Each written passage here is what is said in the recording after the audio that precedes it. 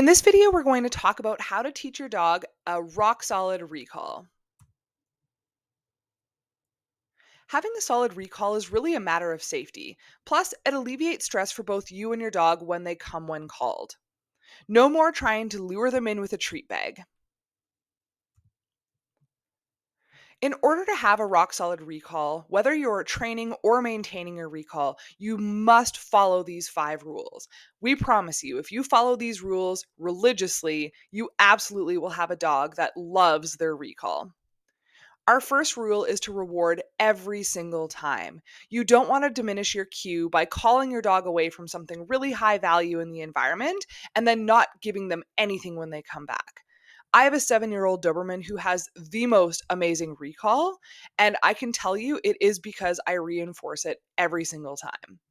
You can use treats, toys, personal play, or praise, but what's really important here is to understand what your particular dog finds reinforcing. You need to be using their 10 out of 10 most high value reinforcer every single time. Often for me, I keep the little bits of steak that's left over, or some salmon skins, or anything really stinky and mushy. Of course, those are the things our dogs love the most. So I really try to reserve that for when I'm working on my recall. Rule number 2 is do not call if you don't think they'll respond. We don't want to be calling our dogs over and over and over if they're just engrossed in investigating something in the environment. All we're doing is watering down our cue. If your dog is not prepared mentally to respond to their recall cue, do not call them. Walk over and go get them. Rule number 3 is if you ignored rule number 2 and they didn't come back to you, do not call them again. You walk over there and you go get them. Rule number 4 is practice, practice, practice. New environments, different situations, novel stimuli. It's all really important that we are proofing our recall when we have the opportunity in these new environments with different situations. Also, don't overdo it. 2 to 3 perfect recalls are better than 10 half hearted recalls. So, you really have to be sort of flexible when you're training your recall and understand when it's appropriate to be training and when it's not. And that brings us to rule number 5. Walks are for walks, not recalls.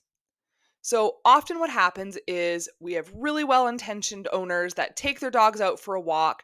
The dog is getting some off-leash freedom and time to sniff around, and the owners spend the entire walk calling their dog back.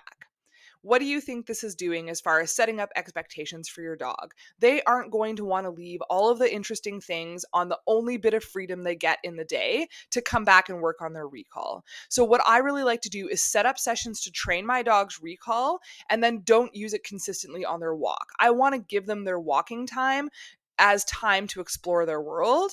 Otherwise, they'll quickly learn to resent that recall cue. So, the first step in creating this rock solid recall is conditioning your recall cue.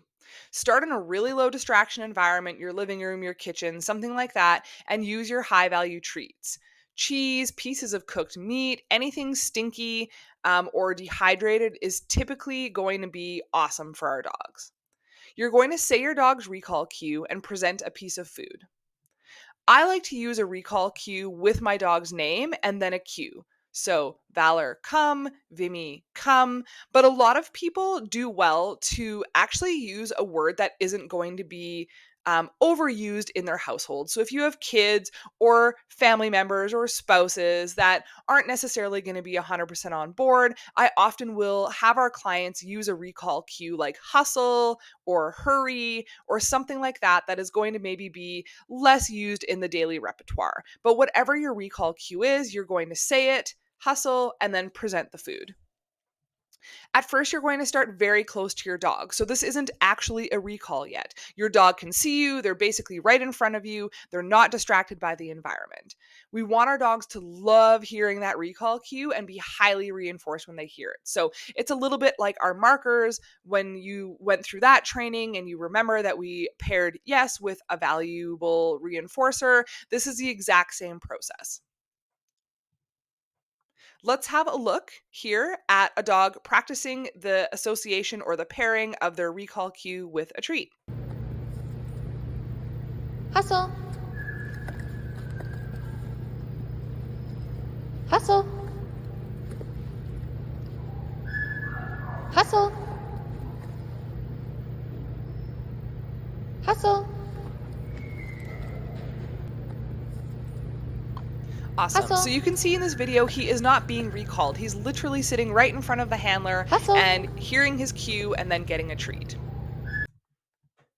You're going to want to stay at that stage for definitely a few sessions until you really see that your dog has some recognition of that recall cue. So they're going to perk up, they're going to look like they're anticipating their treat. That's what we want to look for before we move on to the next step. One really fun game that you can either play with a helper or by yourself is a recall game with a bowl. So I take a large bowl and I set it out on the floor, and you can either have your helper hold your puppy or dog back, or you can just drop the treats in the bowl and back up to attract your puppy. Either way, what you're going to do is you're going to have the treats in the bowl, and then you're going to back away and you're going to call your puppy. The concept with having the treats in the bowl is that they're learning to leave something that was interesting to them or of value to them to come back to you to earn a high value treat. So once they come back to eat the treat, you're going to reinforce them, and then you're going to repeat again. So once your dog is getting really proficient with this, then you can add your recall cue in. So as soon as your dog is finished eating the treat, you're going to say, puppy, hustle. And then as soon as they come back to you, you're going to mark and reward with their high value treat. So let's have a quick look at this happening in one of our puppy classes.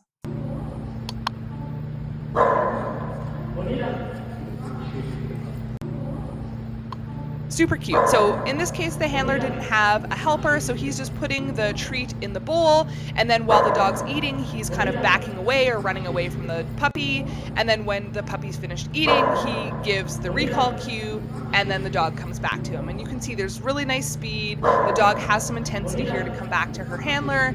Really lovely recall. The next game that we typically teach with any puppy or dog is a get it game. So you're going to start by tossing a low value treat out for your dog and say, get it. And then as your dog finds and eats the treat, just as they're starting to turn back to you, you're going to give your recall cue. And as soon as they come back to you, you're going to mark and reward with your high value treats. This is a really fun, high energy game that can be played for a few minutes each day. It's a great way to burn off some energy from your young puppy or your dog, and it's a great way to just condition that recall cue in a different setting using a different game. We're going to have a look at this game now with Mocha and Alyssa. Get it. Mocha, hustle. Yes, good girl. Get it. Mocha, hustle. Yes, good girl. Get it. Mocha, hustle. Yes. Get it. Hustle. Yes, good girl. Get it. Nice. And you can see that Alyssa's choice of using the hallway here is great. There's not a lot of distractions, so it's very easy to kind of get a bunch of reps in of this game. But as your dog becomes more proficient, you can take it into other areas where there's more environmental distractors. Get it. Often what ends up happening when our dogs get really good at playing this game is they sort of tend to get into this concept of the dine and dash, meaning your dog comes back for the treat, but then they're quickly trying to run off again. So how we like to combat this is very simple. When you recall your dog, leave space that you can walk backwards. So don't be like right up against the wall when you do this. As they're coming into you, you're going to mark and feed one treat, and then back up when you mark and feed a second treat, while still backing up, and finally marking and feeding a third treat. So this backing up motion is actually drawing your dog into you, and the treat delivery strategy will help your dog stay with you in anticipation of another treat. Once they're getting the idea here, you can vary how many steps backwards you take and how many treats you dispense. So it doesn't always need to be 3. You can ping pong 1, 3, 2, 1. But we want to just kind of keep our dogs guessing how many treats they're going to get. And eventually, we're going to add on to this skill by being able to clip on the leash or asking your dog for some sort of obedience cue. But for now, in these initial stages, we just want the dog to understand that just because we delivered one treat doesn't mean that the whole reinforcement strategy is over. It's worth it for them to stick around and see what else is going to appear. So let's have a look at that happening here in the next video. Get it. Charlie, hustle. Yes. Yes. Yes. Good boy. Get it. Nice. You can see Charlie really staying engaged with Alyssa hustle. here. He's not Yes. looking around or trying to check out. He understands Yes. this game and he knows that there's going to be more in Yes. it for him if he stays. Good boy. So, just to summarize, having a rock solid recall is honestly a lifetime investment.